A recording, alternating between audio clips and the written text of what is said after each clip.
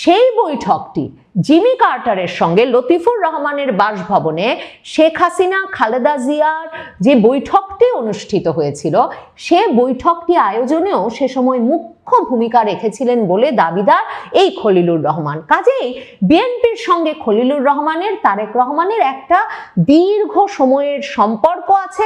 একটা নতুন সরকার যাত্রা শুরু করেছে এবং এটা হলো বিএনপি এবং তার নেতৃত্বাধীন জোট সরকার। আসলে বিএনপি সব আসন পেয়েছে, এককভাবে নিরঙ্কুশ সংখ্যাগরিষ্ঠতা বিএনপি পেয়েছে। জোটের থেকে 2-3টা সিট পেয়েছে তারা, এবং যারা যারা জোট থেকে পেয়েছে প্রায় তাদের সবাইকেই মন্ত্রীও বানানো হয়েছে। ববি হাজ্জাজ তো আর এখন জোটের না, এখন আমি বলবো বিএনপিরই আছে। যেমন নুরুল হক নূর অথবা আপনার জুনায়েদ সাকি, এদেরকে কিন্তু প্রতিমন্ত্রীও বানানো হয়েছে। তো এই নতুন সরকারের যাত্রা, এর মধ্যে দেখলাম যে মালদ্বীপের প্রেসিডেন্ট সৌজন্য সাক্ষাৎ করেছেন আমাদের নতুন প্রধানমন্ত্রীর সঙ্গে। এটা বোঝা যাচ্ছে সরকার কাজ শুরু করে দিয়েছে।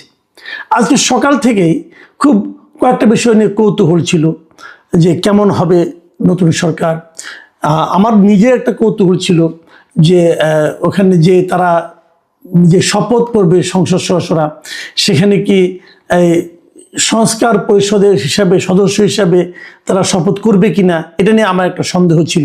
কারণ আমি নিজে এটা নিয়ে আমার বেশ কিছু কথা আছে, বেশ কিছু ব্যাখ্যাও আছে। আমি দেখলাম সালাউদ্দিন আহমেদ সাহেব বললেন যে ওনারা সংস্কার পরিষদের সদস্য হিসাবে শপথ নেবেন না, এবং না নেওয়ার জন্য নিজের যুক্তিটা দিয়েছেন। এই যুক্তিটাও আমার কাছে গ্রহণযোগ্য মনে হয়েছে। এবং এই ঘটনার মাধ্যমে আসলে আলী রিয়াজ সাহেব যে সংস্কার কর্মকাণ্ডের পরিকল্পনা সাজিয়েছিলেন, এটা মনে হয় একটা বড় ঝাঁকুনি খেলো এবং ধাক্কাই খেলো, এবং এটা আমি আর কোনো ভবিষ্যৎ খুব একটা দেখি না। এটা গেলো একটা অধ্যায়। দ্বিতীয়ত, তারপরে আমরা বিকেলেও ওয়েট করছিলাম যে মন্ত্রিসভা কেমন হয়, উনি কাদেরকে মন্ত্রী বানান। প্রথমে শুনেছিলাম যে ছোট একটা মন্ত্রিসভা হবে, পরে দেখা গেল না, ছোট হয়নি, মোটামুটি বড়ই একটা মন্ত্রিসভা হয়েছে। প্রায় আপনার 25 জন, প্রধানমন্ত্রী সহ 26 জন মন্ত্রী, এবং প্রতিমন্ত্রী হলো 24 জন। সব মিলে পুরো মন্ত্রিসভার সাইজ হলো 50 জন। 50 জনের একটা মন্ত্রিসভা গঠন করা হলো। কিছু চমক ছিল। চমক অনেক বিশাল বিশাল নেতা তারা আসলে মন্ত্রিসভায় জায়গা করতে পারেন। খন্দকার মোশাররফ হোসেন, মির্জা আব্বাস, এদের মতো আব্দুল সালাম পিন্টু, এদের মতো লোকেরা কিন্তু আসলে মন্ত্রিসভায় ঠাঁই পাননি, জায়গা এদের হয়নি। আবার কিছু সিনিয়র লিডার যাদের ভূমিকা, এটা আমার ভালো লেগেছে। সিনিয়র লিডারদের মধ্যে যাদেরকে বাদ দেওয়া হলো, যাদেরকে রাখা হলো, এই বিবেচনাটা আমার কাছে মোটামুটি পছন্দ হয়েছে। কিন্তু আবার খুব আলোচিত কয়েকজন লোক যাদেরকে আমরা প্রত্যাশা করেছিলাম তাদেরকেও পাইনি। সেটা প্রধানমন্ত্রী তারেক রহমানের নিজস্ব একটা প্ল্যান আছে, উনি কীভাবে কী করতে চান সেই প্ল্যান অনুযায়ী তো উনি চলবেন, তাই না? তো সেই প্ল্যানের মধ্যে নিশ্চয়ই অ্যাকোমোডেট হবে, এবং উনি নিশ্চয়ই যাদেরকে দিয়ে যে কাজ হবে সেভাবেই করতে চেয়েছেন। এটা নিয়ে আমার কোনো বক্তব্য নেই। আমরা কতগুলো জিনিস দেখলাম, সেটা হলো যে মন্ত্রিসভায় আইনজীবীদের বেশ একটা প্রভাব দেখলাম। বেশ অনেক আইনজীবী, সুপ্রিম কোর্টেরই আইনজীবী আছে 5 জন। এছাড়াও আরও জজ কোর্টের আইনজীবীরা আছে, যেমন সালাউদ্দিন আহমেদ, উনি তো জজ কোর্টের আইনজীবী। তারপরে আপনার এই দীপেন দেওয়ান, তিনিও জজ কোর্টের আইনজীবী। এরকম আরও অনেক অনেক আছে যা নাকি জজ কোর্টের আইনজীবী, এবং সুপ্রিম কোর্টের আইনজীবী আছে 5 জন। এটা মোটামুটি আমার কাছে মনে হয়েছে একটা দিক দেখা যেতে পারে। কিছু কিছু জেলা থেকে কোনো মন্ত্রী নেওয়া হয় না, প্রায় 25টা জেলার মতো হবে যেখান থেকে কোনো মন্ত্রী নেওয়া হয়নি। এটাও একটা দেখার মতো বিষয়। এবং কিছু কিছু জেলায় যেখানে নাকি আওয়ামী অধ্যুষিত যে জেলাগুলো আছে, সেখান থেকেও কোনো মন্ত্রী আসেনি। তো এগুলি একটা ব্যাপার। কিন্তু এত আলোচনার মধ্যে যে আলোচনাটা সবচেয়ে বেশি মানুষের কাছে গুরুত্ব পেয়েছে, এবং অনেকে আমাকে জিজ্ঞাসা করেছে, ভাই এটা কি হলো, ভাই এটা কি হলো। আমি আসলে ওটাকে আজকের আলোচনার মূল ফোকাস করতে চাই। এতক্ষণ যেগুলি বললাম এগুলি ভূমিকা মাত্র, এগুলি নিয়ে তেমন কোনো কিছু বক্তব্য নাই। কারণ উনি ওনার প্ল্যান মতো করেছেন। যেটা নিয়ে আলোচনা করব সেটাও ওনারই প্ল্যানে হয়েছে, সেটা কিন্তু আমাদের কোনো প্ল্যান নাই, আমাদের কোনো বক্তব্য নাই। কিন্তু আমার কেন যেন মনে হয়েছে যে তারেক রহমান সাহেব কেন যেন একটা সমালোচনাকে ইনভাইট করতে যাচ্ছেন এটা নিয়ে। এটা অহেতুক কিনা আমি বলবো না, আমি জানি না, কারণ সব হেতু তো আর আমাদের মতো সাধারণ মানুষের জানার কথা না। আমরা ধারণাও করতে চাই না, কারণ যেগুলি ধারণার মধ্যে আসে সেগুলো একটু খুব আপনার সুন্দর না, ওইগুলো শুনতে খুব ভালো লাগবে না। কাজে ওই ধারণাগুলো আমি উচ্চারণই করতে চাই না। ঘটনাটা হলো পররাষ্ট্রমন্ত্রী নিয়ে। উনি দুজন টেকনোক্র্যাট মন্ত্রী কিন্তু নিয়েছেন এখানে, দুজনই তো দেখলাম মোটামুটি যতটুকু মনে পড়ে, এবং দুজনের মধ্যে একটা টেকনোক্র্যাট মন্ত্রী যাকে নাকি পররাষ্ট্র মন্ত্রণালয়ের মতো একটা গুরুত্বপূর্ণ মন্ত্রণালয়ের দায়িত্ব দেওয়া হয়েছে। এই পররাষ্ট্র মন্ত্রণালয় হিসেবে নেওয়া হয়েছে মিস্টার খলিলুর রহমানকে। উনি অনেক পরিচিত একটা নাম বাংলাদেশের, আগে কেউ চিনত না। এই ইউনূস সরকার আসার পর উনি বিখ্যাত হয়ে উঠেছেন। উনি ইউনূস সরকারের মানে অন্তর্বর্তীকালীন সরকারের জাতীয় নিরাপত্তা উপদেষ্টা ছিলেন। এই মিস্টার খলিলুর রহমানকে নিয়ে তখনই, যেদিন ওনাকে নিরাপত্তা উপদেষ্টা হিসেবে নিয়োগ করা হয়েছে, তার আগে উনি রোহিঙ্গা বিষয়ক আপনার ছিলেন, উপদেষ্টা ছিলেন, এবং তারপর ওনাকে নিরাপত্তা উপদেষ্টা করা হয়।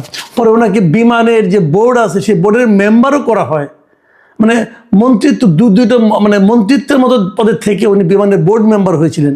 কেন হয়েছিলেন? নিশ্চয়ই ওনার আগ্রহ ছিল। তো এরকম একজন ব্যক্তি, এবং যাকে নিয়ে শুরু থেকেই বলা হচ্ছিল যে উনি একজন দ্বৈত নাগরিক। শুরু থেকে যখন বলা হচ্ছে, প্রথম কয়েকজন উনি কিছু বলেননি, তারপর উনি বলেছেন, চ্যালেঞ্জ করে বলেছেন, না উনি দ্বৈত নাগরিক না, উনি একমাত্র বাংলাদেশেরই ওনার পাসপোর্ট আছে, আর কোনো পাসপোর্ট নাই। তো সেটাও একটা ব্যাখ্যা আছে যে তাহলে যদি পাসপোর্ট না থাকতো তাহলে উনি এত বছর ধরে আমেরিকা থাকলেন কিভাবে? উনি কি অবৈধ হিসেবে ছিলেন? কিন্তু অবৈধ হিসেবে ছিলেন তার কথা না, তাই না? উনি আসছেন যাচ্ছেন, তো কীভাবে? তো তাহলে কি ওনার ওখানে থাকার কোনো পারমিশন আছে? মানে যেটাকে আমরা গ্রিন কার্ড বলি, উনি কি গ্রিন কার্ডধারী? এগুলো নিয়ে কিন্তু নানা আলাপ। আবার অনেকে বলেন যে না, উনি অন্য একটা নাম নিয়ে আমেরিকার নাগরিকত্ব নিয়েছেন, এবং সেই নামের ওনার ফেসবুক অ্যাকাউন্টের ছবি টবিও আমরা কিন্তু সোশ্যাল মিডিয়ায় দেখেছি। এখন সত্য মিথ্যা উনি বলতে পারবেন, উনি তো এটা ব্যাখ্যা দিবেন না। এখন তো আগেও দিতেন না, এখন তো আরও দিবেন না।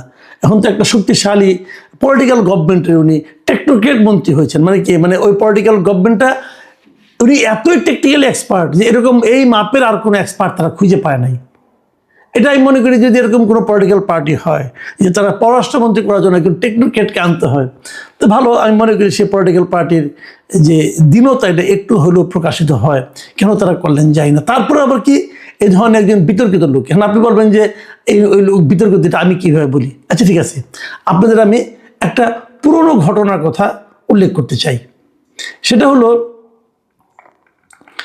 এটা গত বছরের মানে 2025 সালের 17 মে এই তারিখের আমি খুলনাতে একটা সভায়, জনসভায়, এই এখন যাকে স্বরাষ্ট্রমন্ত্রীর দায়িত্ব দেওয়া হয়েছে মিস্টার সালাউদ্দিন আহমেদ, উনি একটা মিটিং করেছিলেন। সেই মিটিংয়ের শিরোনামটা দেখেন, আমি প্রথম আলো থেকে নিয়েছি। সেই মিটিংয়ের নিউজের যে শিরোনামটা ছিল, লেখা ছিল আপনার একমাত্র ম্যান্ডেট একটা সাধারণ নির্বাচন করা, প্রধান উপদেষ্টার উদ্দেশ্যে সালাউদ্দিন আহমেদ। মানে সালাউদ্দিন আহমেদ প্রধান উপদেষ্টাকে বলছেন আপনি তাড়াতাড়ি একটা নির্বাচন দেন, কারণ আপনার একমাত্র ম্যান্ডেটই হচ্ছে একটা নির্বাচন করা। 2025-এর 17 মে পত্রিকায় এটা প্রকাশিত হয়েছিল। সেই নিউজটা আপনি চতুর্থ প্যারায় যদি আপনি যান, সেখানে কি লিখেছিলেন উনি, আমি আপনাদেরকে একটু পড়েই শোনাই। সালাউদ্দিন আহমেদ বলেছিলেন, আপনার সরকারে একজন বিদেশি নাগরিককে আপনি জাতীয় নিরাপত্তা উপদেষ্টা করেছেন। আপনার কি সেই আক্কেল জ্ঞান নাই? একজন বিদেশি নাগরিকের কাছে এই দেশের সেনাবাহিনী নিরাপত্তা সংক্রান্ত রিপোর্ট প্রদান করবে কিভাবে ভাবলেন? খেয়াল করুন, ওনাকে নিরাপত্তা উপদেষ্টা হিসেবে নিয়োগ করে ডক্টর ইউনূস যা করেছেন সেই সম্পর্কে মন্তব্য করতে দিয়ে সালাউদ্দিন আহমেদ সাহেব বলছিলেন যে আপনার কি আক্কেল জ্ঞান নাই? এখন ডক্টর ইউনূসের আক্কেল জ্ঞান নাই বুঝলাম, আপনার সন্দেহ হচ্ছে। এখন উনি তো আপনাদের মন্ত্রিসভায় মন্ত্রী হয়ে গেলেন, পূর্ণমন্ত্রী, উপদেষ্টাও না, সাময়িক সময়ের জন্য না, কিন্তু পুরোভাবে একটা মন্ত্রী হয়েছেন উনি।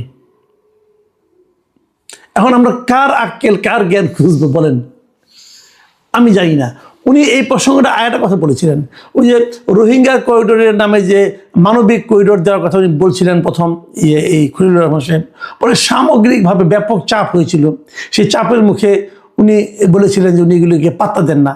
তো সেই প্রসঙ্গে উনি বলেছিলেন যে ওনার ওই আচরণ সম্পর্কে বলেছিলেন যে অত্যন্ত অ্যারোগেন্টলি আপনার সেই উপদেশটা বলেছেন, তাতে নাকি কিছু যায় আসে না।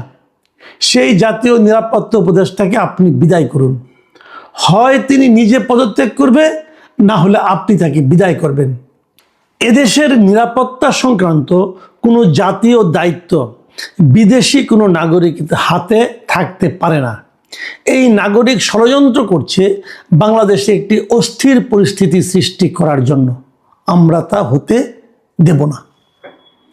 এটা কিন্তু সালাউদ্দিন আহমেদ সাহেবের বক্তব্য। সালাউদ্দিন সাহেব কিন্তু বোকা টাইপের লোক না। ওনাকে আমি যতটুকু দেখেছি এই মন্ত্রিসভার বিএনপির সেন্ট্রাল কমিটির যারা ধীর স্থির লোক বলতে যাদেরকে বোঝায়, উনি তাদের মধ্যে একজন। উনি এতটাই ধীর স্থির, দেখুন আজকেও কিন্তু যখন ওরা বললেন যে ওনারা সংবিধান সংস্কার পরিষদের সদস্য হিসেবে শপথ নেবেন না, সেই কথাটাও কিন্তু বিএনপি এই সালাউদ্দিন সাহেবকে দিয়ে বলিয়েছেন। মেপে কথা বলেন, অপ্রয়োজনে একটি কথা বলেন না।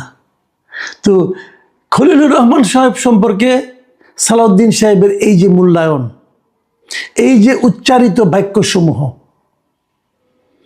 এই বাক্যসমূহ কি কেবল ওই সময়ের জন্য প্রযোজ্য ছিল? সেটা কি বর্তমান সময়ের জন্য প্রযোজ্য? একেবারেই নয়।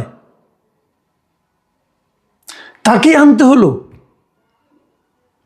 তাকেই পররাষ্ট্রমন্ত্রীর দায়িত্ব দেওয়ার প্রয়োজন পড়ল কেন? মানে এই কাজটার মাধ্যমে আমরা জাতি হিসেবে কি অর্জন করছি? তারেক রহমান সাহেব হয়তো ওনারা কিছু প্ল্যান আছে, কিন্তু যে জিনিসটা হয় কি, আমরা যখন কোনো প্রকাশ্য দৃষ্টিগ্রাহ্য কোনো ব্যাখ্যা খুঁজে না পাই, তখন কিন্তু আমরা নানা ধরনের কল্পনা করি। এই কল্পনা আপনি থামাতে পারবেন না। এই কল্পনার কথা, এই কল্পনার ডালপালা কিন্তু ছড়াতে থাকবে। আপনি বলবেন, আরে আমি 2/3 আসন পেয়েছি, কোথাকার কোন পাবলিক কি কল্পনা করলো বা না করলো তাতে আমাদের কি আসে যায়? হ্যাঁ, এটা আপনি বলতে পারেন, কিন্তু এই বলে আপনি কিন্তু মানুষের কল্পনাকে থামাতে পারবেন না। এবং আমি আপনাকে বলে রাখি যে মানুষের যে পারসেপশন তৈরি হওয়াটা, এটা কিন্তু মারাত্মক, অনেক মারাত্মক। কিন্তু অনেক সময় অসত্য পারসেপশনও তৈরি হয়, সেই পারসেপশনকে গুরুত্ব দিতে হয়। পাবলিক পারসেপশন খুব মারাত্মক। আমি আপনাকে চ্যালেঞ্জ দিয়ে বলছি, খলিলুর রহমান সাহেব সম্পর্কে এদেশের একটা মানুষ, আপনি একটা ভোট দেন যে খলিলুর রহমান সাহেব কেমন লোক, যে তাকে কোনোদিন দেখে নাই, জানে না, সেও বলবে লোকটা খারাপ। যে তার সঙ্গে কোনোদিন কথা বলে নাই, যার সঙ্গে তার কোনো স্বার্থের কোনো সংঘাত হয় নাই, সেও বলবে এই লোকটাকে নিয়েন না। তাহলে আপনি বলবেন এটা তো না জেনে বলতেছে। হ্যাঁ, আমিও বলি না জেনে বলতেছে, কিন্তু বলতেছে যে তার জবাব যতক্ষণ পর্যন্ত আপনি দিতে না পারবেন, ততক্ষণ পর্যন্ত কিন্তু এই বলাটাই গুরুত্বপূর্ণ। কারণ এই মানুষটা তো আপনাকে ভোট দেয়, তো এই মানুষটাকে আপনি বলতে দিচ্ছেন কেন? আমি আশা করব সরকার একটা ব্যাখ্যা দিবেন যে কেন খলিলুর রহমান। আমি বরাবর বলেছি যে দ্বৈত নাগরিকদের দেশের নীতি নির্ধারণী কোনো পদে থাকা উচিত না। এটা আমি অনেক দিন ধরে বলি। কেন বলি? এই কারণে বলি যে তারা যদি অন্য দেশে, তারা যদি স্থায়ী আবাসের কোনো সুযোগ থাকে, আশ্রয় নেওয়ার কোনো সুযোগ থাকে, তাহলে তারা এই দেশ সম্পর্কে তাদের অনুভূতিটা, ভালোবাসাটা হয় সারা সারা। তারা মূলত দেশপ্রেমিক হতে পারে না। দেশপ্রেমিক লোক কখনো স্বেচ্ছায়, যারা বাধ্য হয়ে যায় তাদের কথা কিন্তু আলাদা। যেমন তারেক রহমান সাহেব বাধ্য হয়ে গিয়েছিলেন, আমার কোনো আপত্তি নাই, কিন্তু যারা নাকি নিজে ইচ্ছায়, স্বেচ্ছায় আরেক দেশে গিয়ে নাগরিকত্ব নেয়, গ্রিন কার্ড নেয়, ওখানে বাড়ি করে, সেই লোকগুলির ভালোবাসা, দেশপ্রেমে আমার সন্দেহ আছে। এবং তারা এখানে আকাম কুকাম করে বাড়ি চলে যাবে, তাকে ধরতেও পারবেন না। আওয়ামী লীগ সরকারের সব মন্ত্রীদের বাইরে নাগরিকত্ব আছে, সবার সেকেন্ড হোম আছে, এদের কাউকে আপনি ধরতে পারবেন? পেরেছেন? আগামীতে পারবেন? কোনোটাই পারবেন না। তো সেই জিনিসটা যাতে না করেন। আর তাকে দেওয়া হয়েছে কি সেন্সিটিভ, অতি সেন্সিটিভ পররাষ্ট্র মন্ত্রণালয়। এরই মধ্যে যে সমস্ত স্পেকুলেশন আমি শুনেছি, আমার শুনতে ভালো লাগে নাই। বলা হচ্ছে যে ওনার সঙ্গে নাকি কন্ট্যাক্ট করেই তারেক রহমান সাহেব এসেছেন, উনি নাকি আমেরিকা এবং ইন্ডিয়ার পার্টটা দেখছেন। ধরলাম আমি সত্য, আমেরিকা এবং ইন্ডিয়ার পার্টটা উনি দেখবেন। আমেরিকার ইন্ডিয়ার পার্ট দেখার জন্য উনি ছাড়া আর কেউ নাই। এত বড় প্রতিভা আপনার ইউনুস সাহেব আসার আগে কইছিল, তখন তো তার নাম কখনো শুনি নাই। ভাই এগুলো খোঁড়া যুক্তি। আরেকটা জিনিস আমি বলি, বিতর্কের আরও একটা কারণ আছে। সেই কারণটা হলো, সাধারণত এই যে অন্তর্বর্তীকালীন বলেন অথবা তত্ত্বাবধায়ক বলেন, যাই বলেন, নির্দলীয় সরকার বলেন, এই সরকারগুলো একটা কনভেনশন ছিল। কনভেনশনটা এমন ছিল, এই সরকারগুলোতে যারা উপদেষ্টা হয় তারা পরবর্তী সরকারে মন্ত্রিত্ব অথবা সরকারের কোনো দায়িত্বপূর্ণ পদে থাকে না। এই একটা কিন্তু কনভেনশন ছিল। কেন থাকে না? থাকলে পরে তারা যে পরবর্তী সরকারের সঙ্গে থাকে, তাহলে অনেকে সন্দেহ করতে পারে যে ওই লোকটা এই সরকারটাকে ক্ষমতায় আনার জন্য কিছু ভূমিকা রেখেছে। এখন খলিলুর রহমান তো খুব গুরুত্বপূর্ণ একটা জায়গায় ছিলেন, উনি নিরাপত্তা উপদেষ্টা ছিলেন, উনি আর্মিকে নিয়ন্ত্রণ করতে পারতেন, এরকম একটা জায়গায় ছিলেন উনি। তাহলে উনাকে যখন আপনি মন্ত্রী বানাবেন তখন কিন্তু এই কথাটাও চলে আসবে। তাহলে উনি কি ওই জায়গায়, ওনার যে ক্ষমতার যে জায়গাগুলো ছিল সেই জায়গার মাধ্যমে ক্ষমতা ব্যবহার করে উনি কি কাউকে সাহায্য করেছেন ক্ষমতায় আসতে অথবা কাউকে ক্ষমতায় না আসতে? এই প্রশ্নগুলোর জবাব যতদিন দেশের মানুষ স্পষ্টভাবে না পাবে ততদিন পর্যন্ত ভাববেন এই সন্দেহের পারদ ধীরে ধীরে বাড়তেই থাকবে। আমি বুঝতে পারি না একটা নতুন সরকার যাকে ঘিরে আমাদের এত প্রত্যাশা, তারা এই ধরনের একটা ঝুঁকিপূর্ণ কাজে কেন গেল? প্রিয় দর্শক, এই প্রশ্নের উত্তর আমি খুঁজতেই থাকব। আপনারা ভাবুন, দেখেন উত্তরটা খুঁজে পান কিনা। এখন এই পর্যন্তই। আল্লাহ হাফেজ।